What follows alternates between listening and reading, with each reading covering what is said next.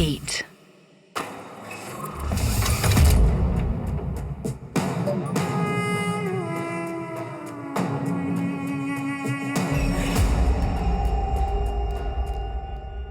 Commissioner Deshmukh की बात सुनते ही डीएसपी मौर्य के शरीर में एक सिहरन सी दौड़ जाती है।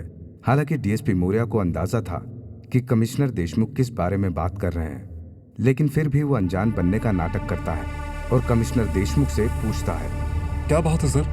आप कौन सी बैड न्यूज की बात कर रहे हैं? देखो मौर्य, तुम्हें अच्छी तरह से पता है कि उस रात की मर्डर न्यूज के कारण डिपार्टमेंट की कितनी बदनामी हुई है, और ये बात भी सच है कि तुमने उसकी लाश को इतने दिनों तक सबसे छुपा कर रखा था। इन सब बातों को ध्यान में रखते हुए खुद डीजीपी सर ने तुम्हारे ऊपर डिपार्टमेंटल इंक्वायरी बैठाने का डिसीजन लिया है। लेकिन सर, मैं कुछ नहीं सुन सकता मौर्य, सॉरी, लेकिन इस बार मैं तुम्हारी कोई मदद नहीं कर सकता। ये डीजीपी सर का ऑर्डर है। अगर मैंने इंटरफेयर किया तो मेरे लिए भी प्रॉब्लम हो सकती है। लेकिन सर, आप तो जानते हैं मैंने ऐसा सिर्फ इसलिए किया ताकि एक और मर्डर की बात फैलने से फिर से रत्नागिरी में दहशत न फैल जाए। मौर्य, मैंने तुम्हें पहले भी कई बार कहा है, प्रोसीजर फॉलो करना भी उतना ही इम्पोर्टेंट है जितना काम पूरा करना। मैं मानता हूँ तुम्हारे तरीके काफी बेहतरीन होते हैं, लेकिन कभी कभी बेहतरीन होने की भी कीमत चुकानी पड़ती है। अब मेरी बात मानो और अपनी इंक्वायरी पर ध्यान दो। कोशिश करो कि ज्यादा से ज्यादा चीजें तुम्हारे फेवर में हो। आप उसकी चिंता मत कीजिए सर, ये पहली बार नहीं है जब मेरे ऊपर इंक्वायरी बैठ रही है। नहीं मौर्य, इस बार बात पहले जैसी नहीं है। इस बार डीजीपी सर ने कमेटी का हेड डीसीपी खान को चुना है। डीसीपी खान कितना स्ट्रिक्ट है ये तो तुम्हें पता ही है, ऊपर से वो तुम्हें बिल्कुल पसंद नहीं करता। इस बार किसी भी गलती के लिए कोई जगह नहीं है मौर्य। तुम्हें पूरा ध्यान रखना होगा कि उन्हें तुम्हारे खिलाफ कोई भी पॉइंट ना मिले। ठीक है सर, मैं इस बात का पूरा ध्यान रखूंगा। चलो, अब मुझे एक जरूरी मीटिंग के लिए जाना है, मैं कॉल करता हूँ। यस सर, जय हिंद सर। जय Hind. DSP Maurya phone cut करके वापस अपनी पॉकेट में डाल लेता है। सर, सब ठीक तो है ना? कमिश्नर देशमुख सर ने अभी क्यों कॉल किया था? मैंने कल तुमसे कहा था ना अंकुल, अभी तुम्हें बहुत कुछ सीखना बाकी है। सर, आप ऐसा क्यों कह रहे हैं? क्या कमिश्नर देशमुख ने कल की बात के लिए आपसे कुछ कहा? नहीं अंकुल, उन्होंने कुछ नहीं कहा। वो मेरे तौर तरीकों को अच्छी तरह जानते हैं। फिर उन्होंने क्यों कॉल किया था सर? सविता के केस के कारण डीजीपी सर मेरे ऊपर एक डिपार्टमेंटल इंक्वायरी करवाना चाहते हैं। देशमुख सर ने यही बताने के लिए कॉल किया था। सर, लेकिन इसमें आपकी... अभी मेरी बात पूरी नहीं हुई अंकुल। मजे की बात तो यह है कि उस कमेटी को हेड कोई और नहीं, डीसीपी खान करने वाले हैं। डीएसपी मौर्य की बात सुनकर कांस्टेबल अनुकूल का मुंह खुला का खुला रह जाता है। पूरे डिपार्टमेंट में ये बात फैली हुई थी कि डीएसपी खान जेपी मौर्य को बिल्कुल पसंद नहीं करता था। लेकिन सर, डीसीपी खान तो पहले से ही आपसे बहुत चिढ़ते हैं। अगर वो कमेटी को हेड करेंगे तब तो आप परेशानी में पड़ सकते हैं।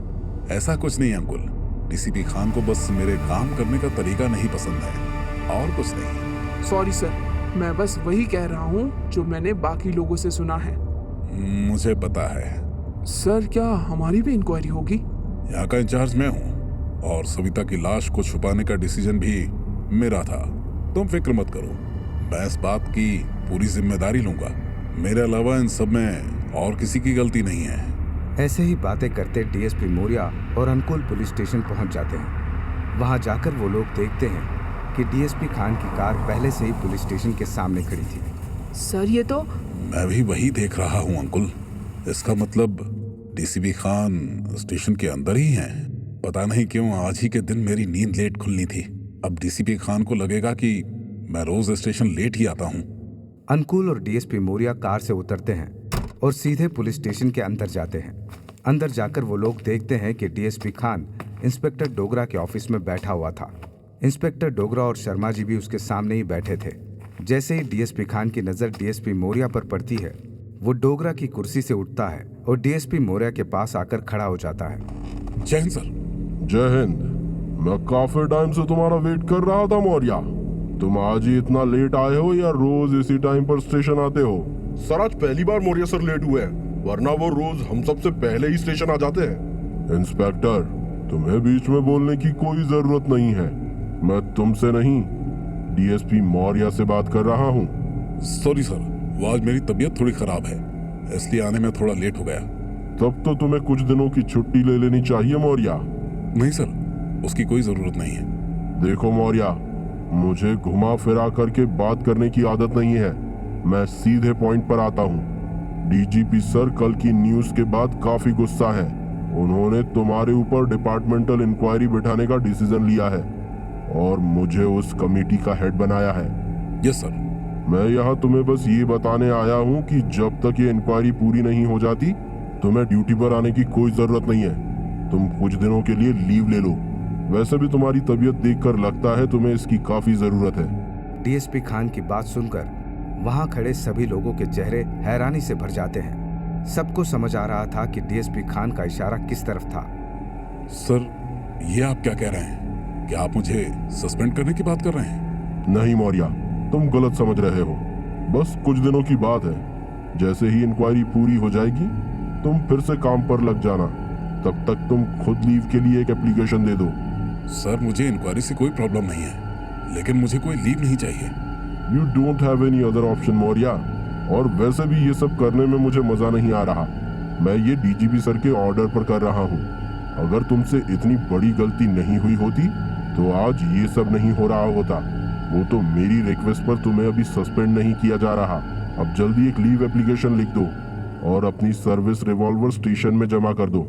मुझे और भी काम है, अब मुझे निकलना होगा। डीएसपी मौर्या बस वहां खामोश खड़ा रहता है। खान स्टेशन से बाहर निकलता है और अपनी कार में बैठकर वहां से निकल जाता है।